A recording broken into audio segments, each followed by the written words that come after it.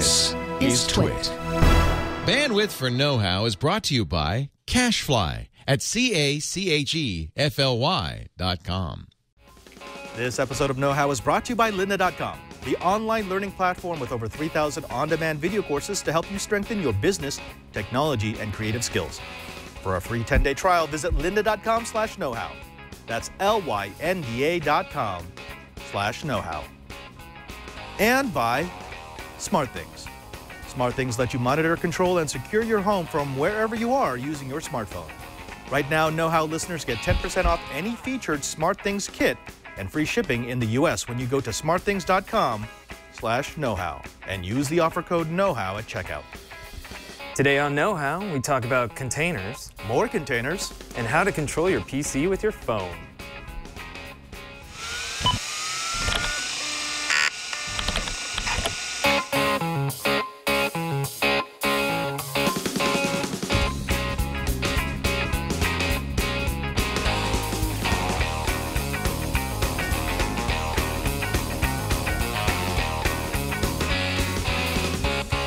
Welcome to Know-How. It's the Twitch show where we build, bend, break, and upgrade. I'm Father Robert Palliser. And I'm Brian Burnett. And for the next however many minutes, we're going to show you some of the projects that we've been working on so that you can take them home and geek out on your own. And this week we're going to be geeking out on little boxes, right? Little boxes. Putting stuff into containers. Yeah, containers. Now, the funny thing is, we're going to be talking about a different kind of container in a bit. Getting organized. But to understand why they're called containers, it actually helps to understand the other kind of containers, the bigger containers. Are we talking virtual containers, Padre, or like real life containers? The answer is yes. Okay, both at the same time. Let's talk. When we talk about shipping containers, when you think about shipping containers, what do you think of? I imagine the giant tankers floating out in the sea with all the little boxes on it. Exactly, those corrugated steel boxes, and believe it or not, trains, on trucks. Everywhere, everywhere, exactly. They're all over the place. Now, before these containers existed, Alex, you've got a bunch of pictures for this, the cargo had to be packed, it had to be loaded, unloaded, reloaded, moved from shipping container to shipping container. It was actually a hassle. It used to take something like 2 weeks to fully unload and reload a boat. But starting in 1933, we started to see the emergence of these things, standardized containers. They come in different lengths, but they're the same basic unit. And what it allowed us to do, it allowed us to pack once and ship via truck, train, boat, plane. It's designed to fit pallets, so you can basically fork entire pallets of product into the container and then close the container, and it's done. It's ready to move on to its destination. And so what do they do with these containers when they're done with them? Or there's other uses than just packing and stuff to ship that we're going to talk about now. Right. Those containers are actually only certified up to a certain amount of uses, a certain amount of time, because after time, they no longer conform to the strength requirements for a container. Because remember, you're going to be stacking these things. It's going to move from truck to train to ship to back to truck, back to train, maybe go into a boat, whatever. And at some point, you don't want that in the system, because if you have a collapse of one container, it will affect all the containers around it. Yeah, actually, I think I've seen pictures of that with the tankers. It's not a pretty picture. Imploded container. No, you don't like it. So what some enterprising people have done is they've come up with novel uses for old containers. We've actually covered a few of those on Know-How. We've talked about containers that are getting turned into like affordable housing, or containers that get turned into storage units, or containers that get turned into offices. Right. Very, very good use, and they're inexpensive. I remember at my old parish, we were able to buy them for about $1,000 each, the decommissioned containers, and they sit out in the field, and there are sort of overflow storage. That's a great idea. I've used them. I've seen them at the high school back when back in the day, where they used to store like football equipment and stuff like that in there. Exactly. But there's one company in Boston who came up with a better idea for containers. They want you to have a farm in a box. Specifically, it's a Boston-based company called Freight Farms. And what they're doing is they're taking old shipping containers and they outfit them with grow racks, with high-efficiency lighting, with irrigation systems, and high-tech fertilization. They're using these containers that used to be freezers, so they're very well insulated, and they use LED lights, so they're very efficient. They're also entirely hydroponic. There's no soil in there. It's only a peat moss base, and then water that gets squirted with nutrients every 12 minutes or so, based on what kind of crop you're growing. Now, this is the cool thing. It's racks upon racks upon racks. Just like we used to stack products in here, they're now stacking farms inside these things. And the end result is that you get an extremely efficient grow system that is incredibly portable. That means you get to grow better crops faster. One of their customers, this guy, Sean Cooney, he's actually got 5 of these containers, and he has a crop of 30,000 heads of lettuce in those five containers. And he harvests 4,000 to 6,000 a week. Now that's 80 times more than you would get from a comparable space on a traditional farm. So yeah, the efficiencies here are actually pretty cool. Yeah, that's super neat. And the fact that they're using a lot less water to produce that amount of crops is pretty handy, especially in situations like we have in California here, where water is becoming much more of a limited resource. Yeah, yeah. And now, of course, the pros are that it's going to be efficient growing. It's going to be that it's actually a very easy way to have growing inside of a city. Actually, you stopped by our house the other day. We have that farm that's right next to us. It's like a communal farm. Right. There's like a 12-year waiting list to sign up to get a small piece of land in that farm. For a little plot? A tiny little plot. In that plot, they could have 4 of these containers, 5 of these containers. And, I mean, you would vastly improve the amount of organic food that you get locally, which is ideally what these companies are trying to do. They're trying to stop that 10,000-mile shipping channel. Right, and I could definitely see local grocery stores or something like that having one of these maybe in the back, like in the back of the parking lot or something, and then just having it specifically dedicated to a certain crop so that they can, they don't have to transport it, they just have it on hand and it's, fresher. But what are some of the other pros? Year-round growing. Right. The fixer in the chat room is pointing out, look, you wouldn't have to stop for winter, which is absolutely true. As long as you've got power and some sort of water, because it will recycle the water that's in there, you can grow year-round. Right now, the cons are that it's a bit expensive. It's about $75,000 per container. Oof, so how long do you think it would take you to break even on that then? Well, right now, they're breaking even. The customer I pointed out, Mr. Cooney and his wife, they're just breaking even because they sell their produce to sort of higher level, like, the Whole Foods, organic. Yeah. So they get a tiny higher margin than you would if you were running a standard farm. But I don't think you look at this as a business model. You look at this as something that, well, a community should probably have a community garden. Right. And this would be an awesome idea for a community garden. And once they sort of get the technology down, I could see that price easily getting chopped in half. I could see like $30,000 for a container. It'll cost, $5 grand for the shipping container and then another 20 grand to actually outfit it with everything you need for year-round growing. Right, especially in like an urban inner city situation where there's not a lot of space to do this sort of thing. Like I could totally see, a small area dedicated to a little container where it's basically a community garden. People go to grow stuff there. This is now your community container. And then you pack it up and you ship people away.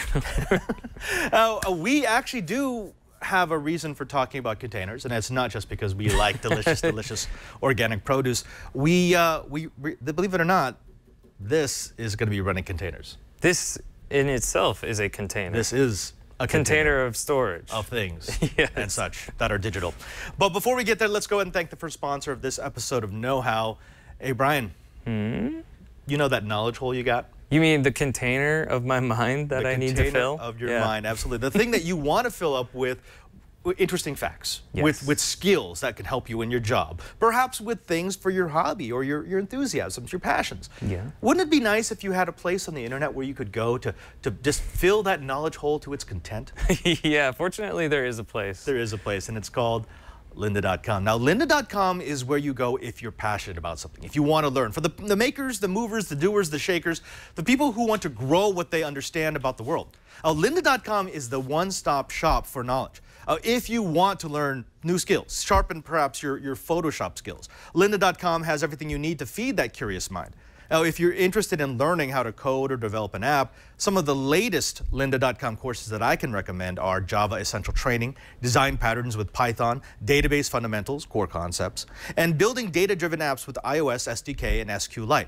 And I've talked about Code Clinic before. It is a multi-course series where lynda.com experts look at common code challenges and offer their solutions using C++, C#, Java, PHP, Python, and Ruby. The series now also includes JavaScript, C, R, and Swift, and Apple's programming language for OS X and iOS. Now, lynda.com is what we use here at the Twit Brickhouse. It is our reference, not just because sometimes we need a boost in learning new skills, but also because we want to go back over the things we already know. For example, if our editors need to look at Adobe Premiere Pro and figure out what's going on, why it's not quite working the same way as it did when we were still using Final Cut, lynda.com is a great place to go. And because they've got course transcripts, it means you can search through the videos and go directly to the spot that will have the answer to your question. Now, with a lynda.com membership, you can watch and learn from top experts who are passionate about teaching. You can stream thousands of video courses on demand, and you can learn on your own schedule, which is so important. That's what makes the knowledge stick. When you get to work the way you want to work rather than working at the pace of the teaching tool. Now, you could also take notes as you go and refer to them later. You could download tutorials and watch them on the go on your Android or iOS devices. You can create and save playlists that you can share with your friends so that you can get everyone in on the knowledge. Now, here's what we want you to do. We want you to try Lynda. Your lynda.com membership gives you unlimited access to training on hundreds of topics, all for one flat rate.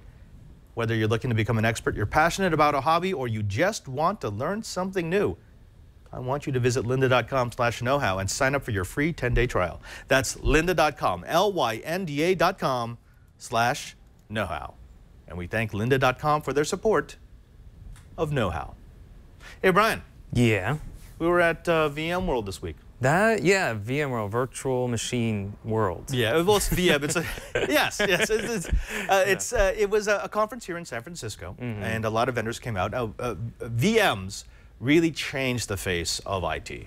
Yeah. Beforehand, if you wanted to have a bunch of servers, you actually had to have physically different server boxes. Right. What VMs allowed us to do was to have virtual machines that we could spin up on a very robust hardware platform, right, and have servers as we need them to just dynamically get loaded. Well, there's been a little bit of a wrinkle to that, and it's actually called containers, believe it or not. And it's actually the same idea of what we just talked about, the ability to pack everything you need for a particular service, a particular application into one container, and then move it from one place to the next, one spot, one operating system, one platform, without ever really having to worry about things that you're bringing with you. Right. The two big things I gleaned from going to VMworld was that storage was a big deal, and the Docker. Just Docker yeah, in general. Well, you know, I thought maybe we should hear a primer on Docker, so we went over to our friends at Synology and, well, had a little chat. Virtualization used to be the king of getting the most out of your existing infrastructure, but then containers came along, specifically Docker. Docker took something that's been around for decades and, well, made it accessible to everyone. To explain what that accessibility means, I'm here with Andy D. Laverne from Synology, who's going to give us a primer on what a container is. Andy, a lot of people think of container and they think, oh, that's just virtualization. But that's not really what it is. What separates something like Docker from something like VMware? Sure. So Docker is a lighter weight version of doing virtualization. So it's more application oriented rather than being something that virtualizes an entire machine. So in this case, we've taken Docker, turned it into a package that you can install right on your NAS. It's very quick and simple. And you can use it to run new applications that you maybe wouldn't have been able to before on your Synology NAS. What can I run inside of a container? Is it everything that I can run inside a virtual machine? Not necessarily. So you wouldn't be able to run a Windows application, for example. It's going to be something more that's Linux-based. So, for example, if you've got a Linux distribution of Plex, or if you've got a Linux distribution of a Minecraft server, you could potentially do that in Docker. One of the other things that I don't think a lot of people understand is the efficiency in which containers will run. If I have a virtual machine, I can run one server in that virtual machine. I can run many virtual machines, but it's still limited to one server per virtual machine. If I'm running a container like Docker, I can take multiple services and drop them on the same machine because of the way that it works. Why is that? Why do I get so much more efficiency using Docker versus something a little heavier weight? Sure. It's mostly because you don't have the hypervisor layer that a virtual machine would typically carry. So it just reduces a lot of the overhead of running a container compared to a virtual machine. So, for example, if you run a package directly off the NAS, for example, Plex, That's going to be something more like 100 megabytes of storage and 40 megabytes of memory. You move it into Docker, you're looking at about the same amount of memory, but more storage, and then you bring it into a virtual machine, and you're not only taking more memory, but you're also taking additional storage for that.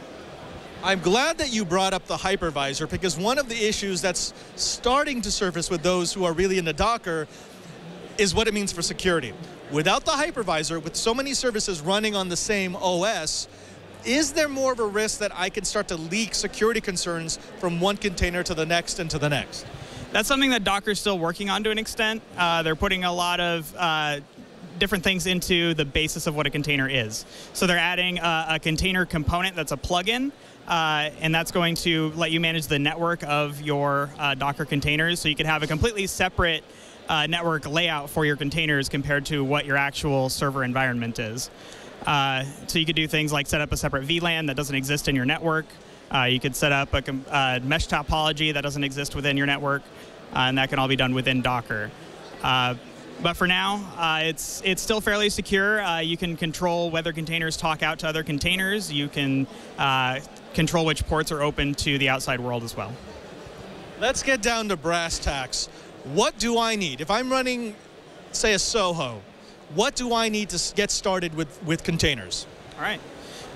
In terms of going with Synology NAS, you're looking at as small as a 2-bay unit on the 713 Plus. So we're able to start running Docker on that unit, and pretty much anything with an Intel base. So a lot of our systems on our Plus lineup will be Docker capable.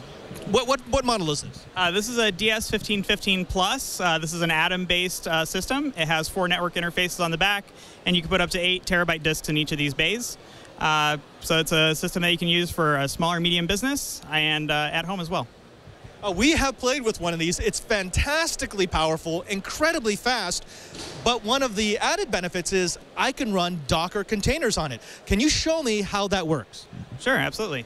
So this is the Docker interface as it exists in DSM. So this is just a package that you would go into Package Center and install. You'd type in Docker right here, you'd get an install button, and you're good to go. Once Docker's up and running, you'll get this window.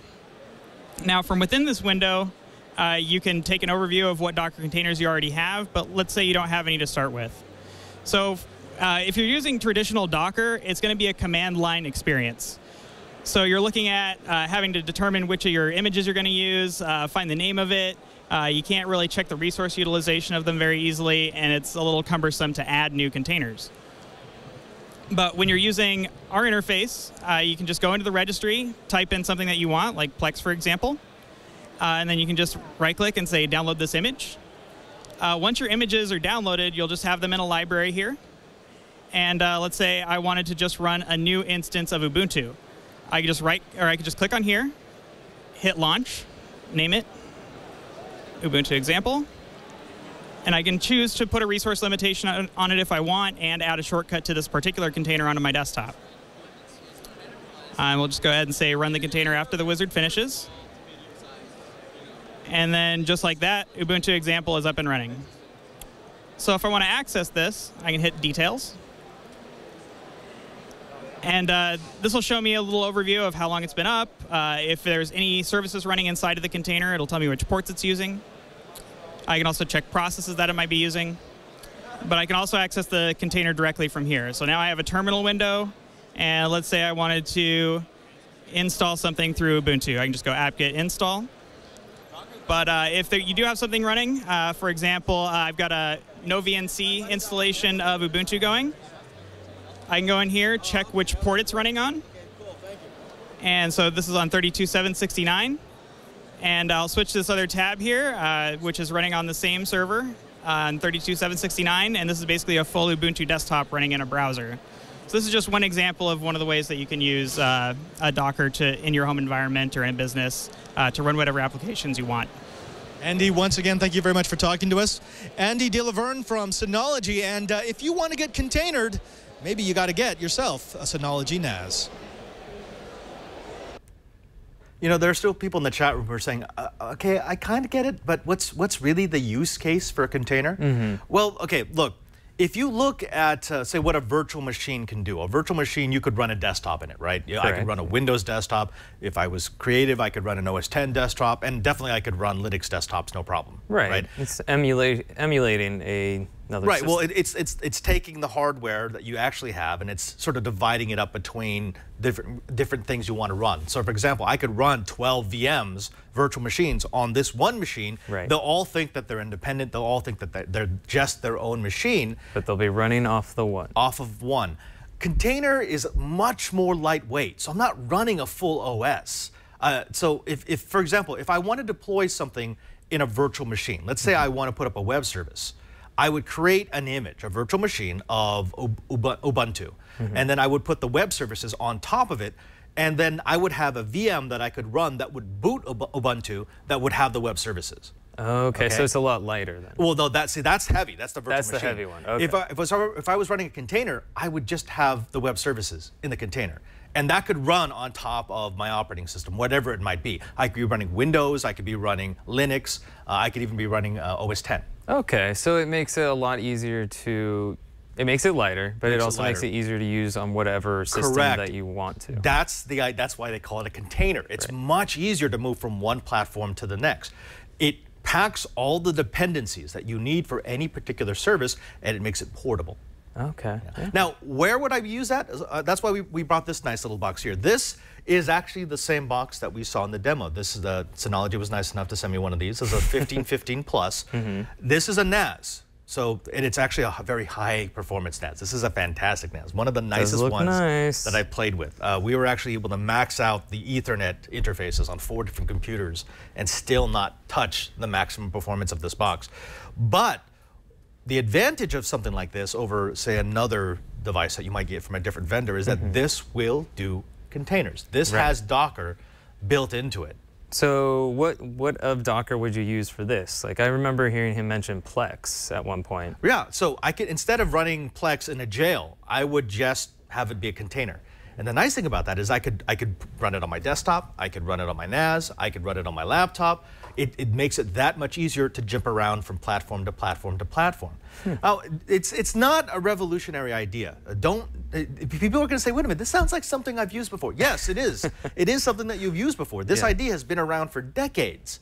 But it's finally getting popular because Docker came out with software that actually makes it easy to do. Well, and they have an awesome logo too. Yeah, it's a whale with a bunch of containers on it. So. Exactly. Now, if you go to the go here if you're interested. That was just a primer, so we were showing you what's possible. We're actually going to do a series on Docker. So if you want to start playing with containers, go ahead, jump into the Docker website, docker.com, and download the version for your operating system. They've got Windows and OS 10. There's also a Linux version. So if you want to see what it can do, the best thing to do is just to download it. It's very lightweight, and you can start to play around with the technology.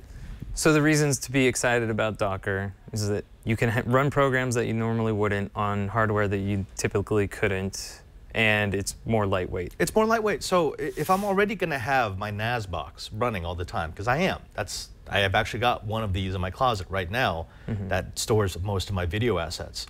Well, I'm not using the CPU. So if I've got applications that I want to run and I've got spare CPU cycles, isn't it better just to drop it on my existing appliance rather than booting up an entirely new box? Yes. Yes.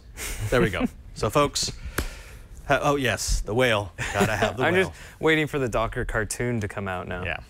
So stay tabbed. We're going to be bringing you more Docker goodness, more container goodness. We should probably do it alongside virtual machines, just because I know people are still confused about that. Because it's the same kind of idea. Yeah. They're just not. They don't work the same. Because typically when I'm using a virtual machine, it's because I want to play around with Linux, like Kali Linux or Ubuntu or something like that, but I don't want to have to install it on my main machine. I just want to like play with it. And you could do that with this. I could run an entire Linux distro on this, but it would be headless. There's no screen connected to this thing, so I would be viewing it through my machine over here. So if you did it, you're running it on your laptop and viewing it on your laptop. Right. If I were to do it with a container, I'd be running off of this NAS, but viewing it with my laptop. Yeah, that's cool. There we go. Now, when we come back, we got a little tip for those people who want to do some Windows 10 goodness with remote viewing, right? We're gonna do some of that. Use your phone and use any OS that you like. Ooh, I like that. But before we do that, let's go ahead and thank the second sponsor of this episode of Know How.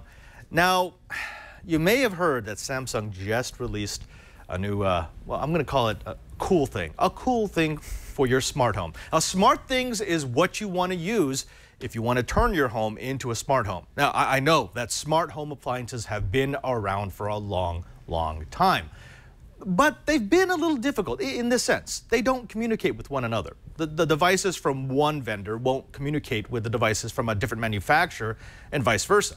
What you need is something that can bring together all those devices, from your thermostat to your lighting to your alarm system, and give you the unified smart home that you want, the smart home that you deserve, which is why we're happy to have SmartThings as a sponsor of Know How.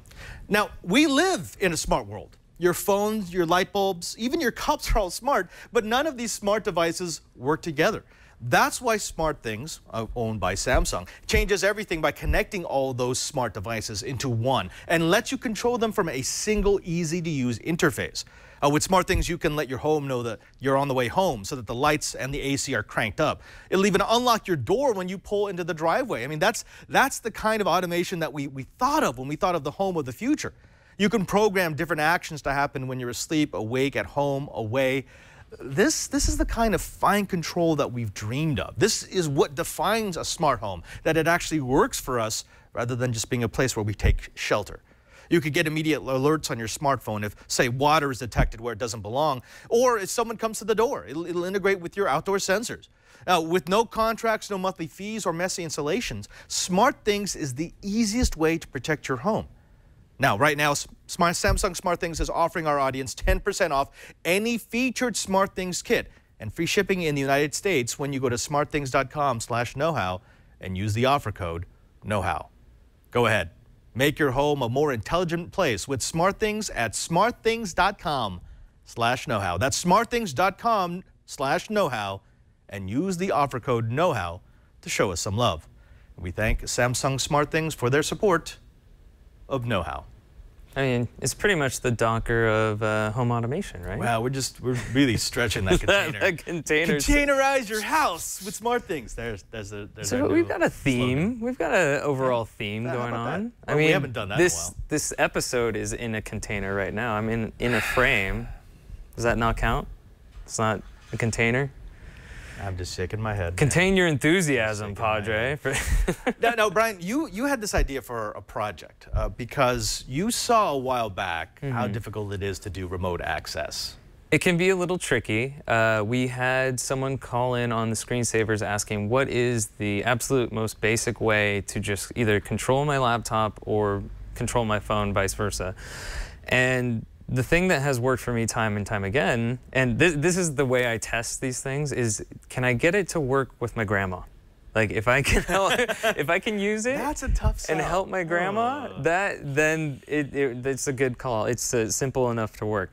And so the remote desktop of choice that I use is TeamViewer. It's free. It works on Windows, Apple products, Linux, and it also works on Windows Phone, Android, and iPhone. So that's part of the reason why I was so excited about it, is because I actually found an app that worked on the Windows Phone that I've been playing with for the last couple months. You've just been dying to show people what you can do with your Windows Phone, basically. It does something. Okay, no, don't be ashamed of that. That's fine. That's great. Don't slam the Windows phone. I'm not slamming the Windows Phone. And also, we've been using TeamViewer here at the Brick House for since I got here. It's been we've switched over. We use remote desktop now, right. And it's a little bit more complicated. It's not terribly complicated, but there is a form that Russell made us follow all the steps to get to connect to all the editing machines and stuff. So the simplest thing to do is to download TeamViewer on your mobile device and then onto the computer that you want to remote control. And so I've done that already, so we've skipped the downloading step. But if you go over to my phone, Alex, I will pull up the app. And the nice thing about this app is that it will work, it doesn't take a lot of bandwidth to work. So you sign up, you make your account, and then you can have a list of computers attached to your account. So you can see I have Grandma's PC, which is a lifesaver because I get phone calls at 9 o'clock at night saying I can't log into my Facebook account. I'm afraid to type in my password. Brian, please help me. That's the one I click. But so as far as today is concerned, I've set up my Hippo Air, which is my MacBook Air with running Windows 10. And it doesn't require a lot of bandwidth, so let me type in my password real quick. For security reasons, definitely use a password. 3, 4. He's got a very secure password. It's the same as my luggage. I know, right? That's fantastic. Oh, except I don't think it's the one I thought it was. Hold on. Folks, this is why you should always write down your passwords, put it onto a Post-it note inside your wallet. The most secure yeah, possible that's way right. to do it. Right next to your social security number and your blood type. So on the phone, it shows you the little motions for all the things that you can do on the desktop. But I'm doing this over the cell network. My laptop is connected to the guest network here at TWiT, but as you can see, I can move the mouse around pretty easily around on the desktop. And let's see, we'll open up my Chrome browser. And here's the TeamViewer website. So like this You've got that reverse scrolling enabled. No, I think my trackpad account expired, so I don't think it's the reverse scrolling anymore. But so now, see, I can browse around on my desktop. This has been really handy for when I've needed to move files around. If like a video was exporting here for a show and I went home and then had to move it over, this is what I use. I can also go into... When you flip it, does it automatically rotate? Will it rotate? Yes, it will. There you go. Yeah, no, TeamViewer is pretty slick, and it's really simple to set up, and it works. It just works, so that's part of the reason why I like it. If you want to use it for your business, you definitely should pay for it. Oh, what about using, because right now it's easy, we're on the same network here. Right. But if you want to use it outside of the network. My phone isn't on that's Wi-Fi right, now. Oh. Yeah, so okay. I'm just going over the cell network to connect to this.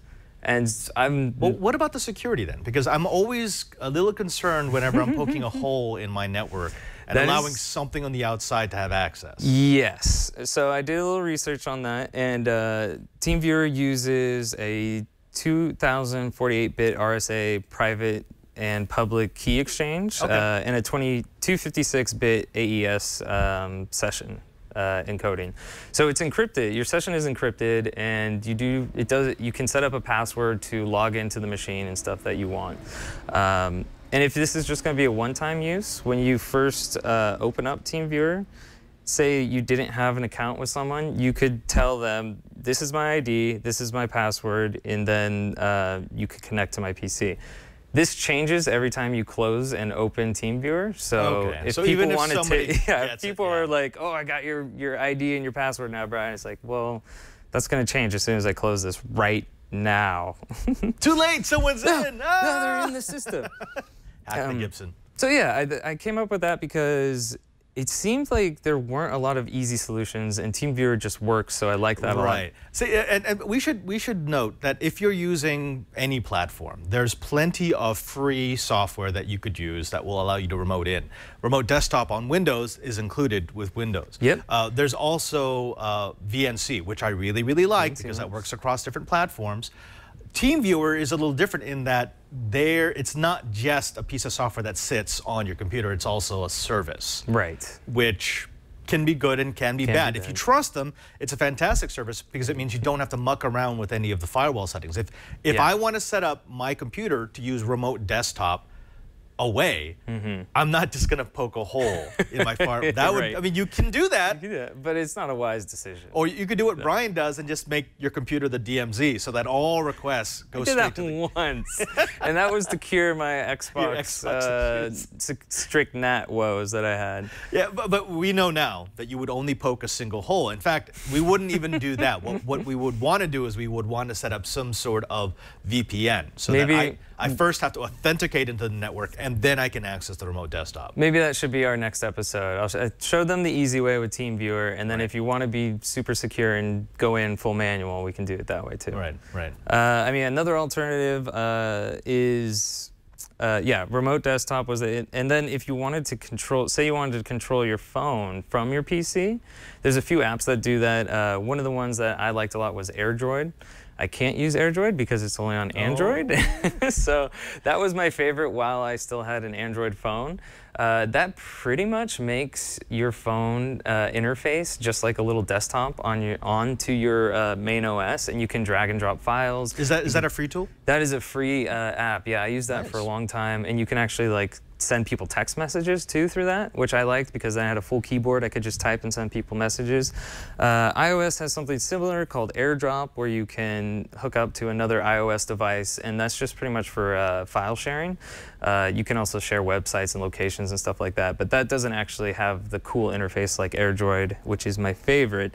And then if you are on Windows Phone like me and you want to control your phone from your desktop, there is Remote Device Manager.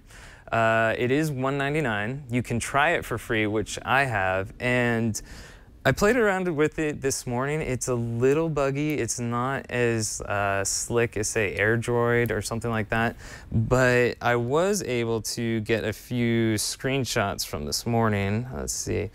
So if you go to my laptop, this is it. You can browse through your photos on your phone. Also, it gives you some of the configurations on your phone. The thing that I thought was kind of funny is that you can take a remote photo. So say you set up your phone somewhere, you can then take photos from your PC. Like, I don't know, it was weird. I told Tim. Well, if you're worried about someone using your computer, that could be a fun way to catch them. Yeah, right? So I set my phone up on one side of the room. Computer? And I was like, Tibbs, go look over there. And then he was just staring at the phone while it flashed at him. And yeah, it's kind of a goofy picture. But you can also drag and drop files between your phone and your computer.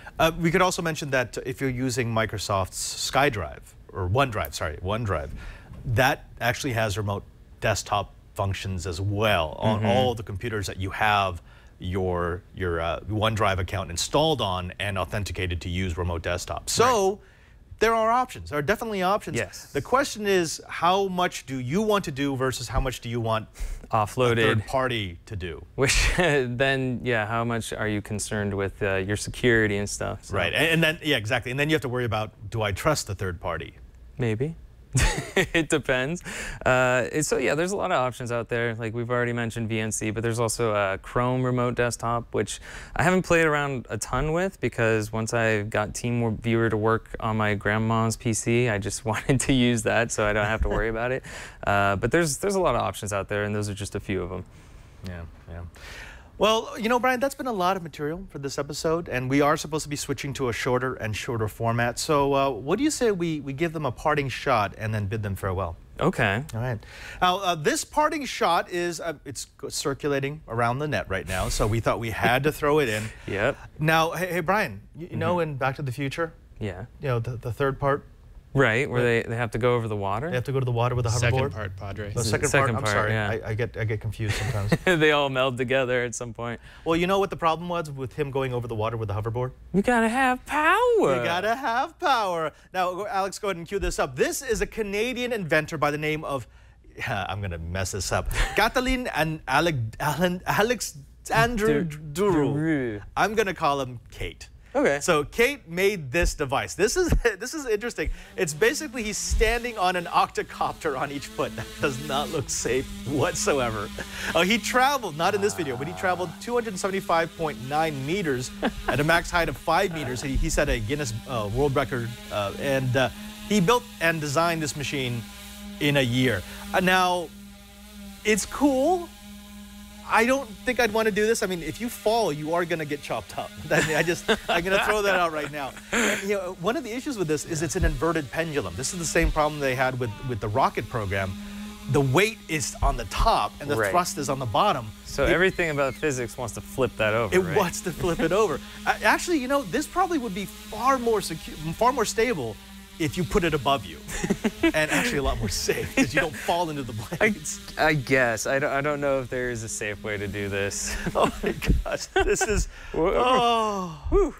Nice landing. Nice landing, and now that's... Well, apparently he has enough power. He was able to go over the water, but...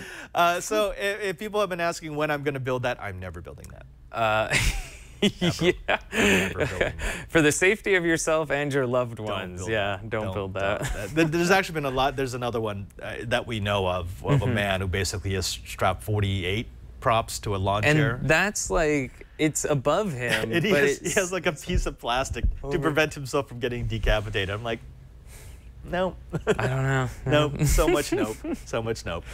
Well, that's it for this episode of Know How. Now, if you want to find out more information about any of the things that we showed you, about Docker, if you want to find out more about the SNAS, if you want to find out more about TeamViewer, you could always go to our show notes page, which they can find where, Brian? twit.tv/KH. And there's also handy buttons for downloading the video of your choice. Make it very easy. And if you browse the show notes page, you'll see all the different screenshots that we have from all the other episodes, which I'm now going back through some of them. That was that was a good one. So if you missed any episodes, definitely flip through those. Definitely. And don't forget that you should also follow us on Google+. We've got a group there that's over 9,000 people strong. And it's a great place to post ideas for projects. You get a lot of input from the community, and it's also a really good place to put your projects that you're proud of, because we'll start to show them off on Know How. That's what we do. We've done it a couple of times. Ask questions there, because that's where the know-it-alls live. Yeah, just go to Google+ and go ahead and search for the Know How group. You'll find it.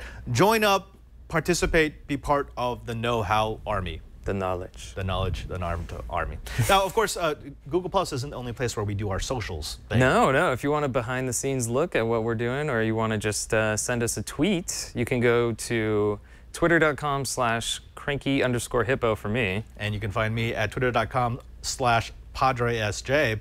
And you can find our director, Hal Grumple. Hal Grumple. That's not him. That's not his photo. The director has chosen to leave this image up for the rest of the show.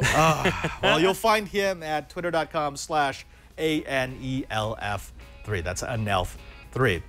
Until next time, I'm Father Robert Baldassare. And I'm Brian Burnett. And now that you know how, go Docker it. Or contain it. Contain it.